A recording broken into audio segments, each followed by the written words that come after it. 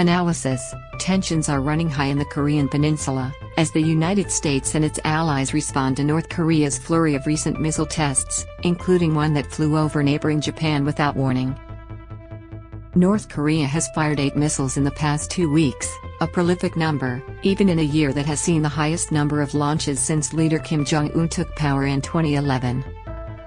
The aggressive acceleration in weapons testing has sparked alarm in the region, with the US, South Korea and Japan responding with missile launches and joint military exercises this week. The US has also redeployed an aircraft carrier into waters near the peninsula, a move South Korean authorities called very unusual. International leaders are now watching for signs of a further escalation, such as a potential nuclear test, which would be the hermit nation's first in nearly 5 years, a move that would present US President Joe Biden with a new potential foreign policy crisis. Here's what you need to know about North Korea's rush toward nuclear weapons and intercontinental missiles, why they're ramping up now and what, if anything, the US can do to counter Kim Jong-un. First, some context: the testing itself isn't new. North Korea's weapons development program has been ongoing for years. Tensions reached near crisis levels in 2017 when North Korea launched 23 missiles throughout the year, including 2 over Japan, as well as conducting a nuclear test. The tests showcased weapons with enough power to put most of the world in range, including the country's first intercontinental ballistic missile, ICBM. Relations thawed in 2018, when then US President Donald Trump held a landmark summit with Kim. The two leaders fell in love, Trump said. In return, Kim praised their special relationship. North Korea pledged to freeze missile launches and appeared to destroy several facilities at the nuclear test site, while the US suspended large-scale military exercises with South Korea and other regional allies. But the talks ultimately fell apart, and hopes for a deal that would see the North curtail its nuclear ambitions dwindled by the end of Trump's term. Then the COVID-19 pandemic hit, pushing North Korea further into isolation. The already impoverished country sealed its borders entirely, with foreign diplomats and aid workers fleeing en masse. During this time, the number of missile launches also remained low, just 4 in 2020 and 8 in 2021. So why are they ramping up now? Experts say there are a few reasons North Korea is accelerating its testing so rapidly now.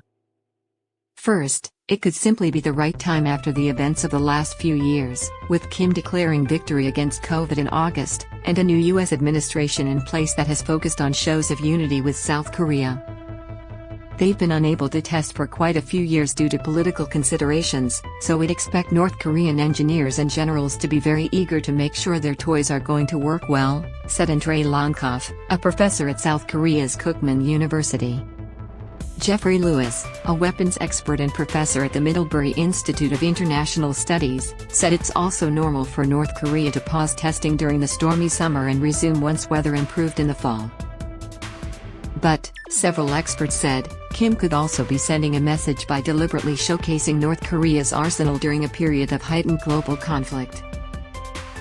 They want to remind the world that they should not be ignored, that they exist and their engineers are working around the clock to develop both nuclear weapons and delivery systems, said Lonkov. Carl Schuster, a former director of operations at the U.S. Pacific Command's Joint Intelligence Center in Hawaii, echoed this sentiment. Kim launches missiles to generate attention towards himself, but also to create pressure for Japan and the United States to engage him, he said. He added that North Korea might also feel emboldened to act now while the West is distracted with the war in Ukraine. The missile tests started in January, which is about the time we were beginning to report on what Russian President Vladimir Putin was doing opposite Ukraine, said Schuster.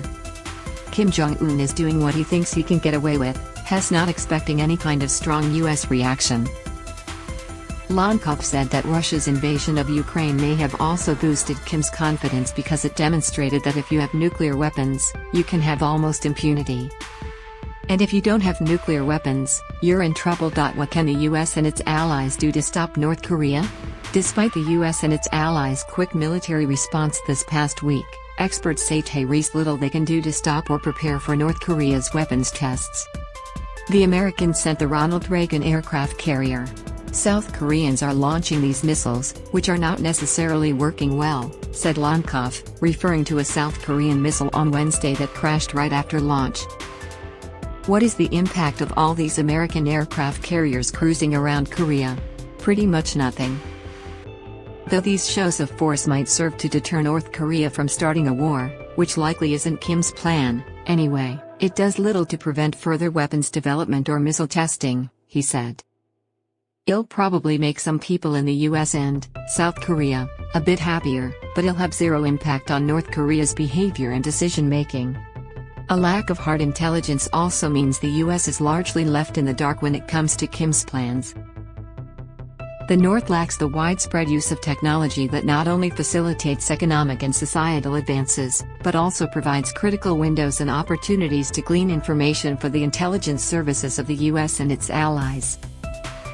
Since so much of what North Korea does is driven by the leader himself, you really have to get inside his head, and that's a hard intelligence problem, said Chris Johnston, a senior advisor at the Center for Strategic and International Studies.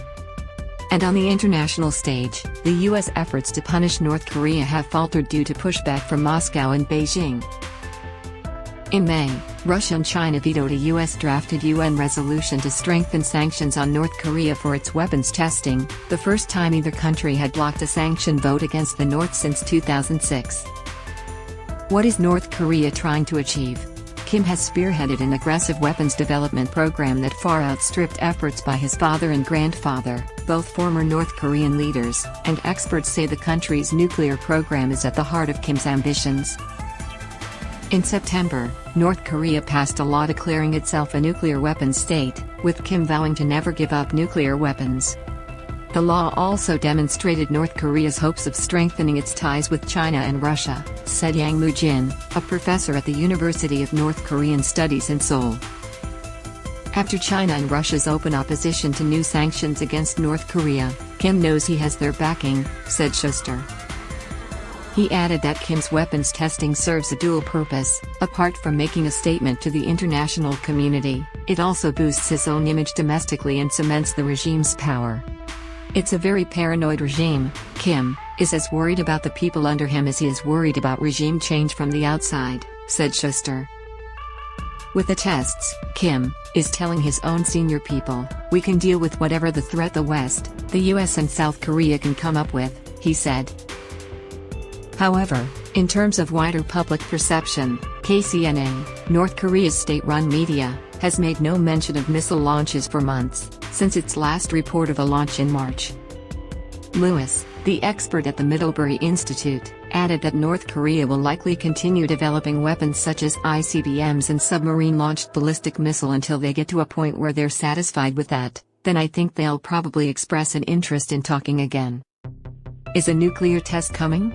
The concern in the short term is whether North Korea will launch a nuclear test, which Lewis said could come any time.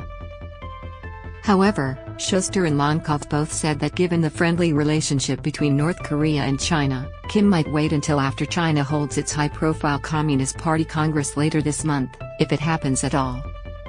The meeting of the party elite is the most significant event on the Chinese political calendar, especially so this year, with Chinese leader Xi Jinping expected to be appointed to a third term in power, further cementing his status as the most powerful Chinese leader in decades. Kim depends too much on Chinese aid to keep his country afloat, meaning he can't afford to do anything to detract from the party Congress, said Schuster. So although China can't dictate to him what he must do, he will not cause them problems. After October, however, the runway is clear for any more significant weapons tests, said Lonkov.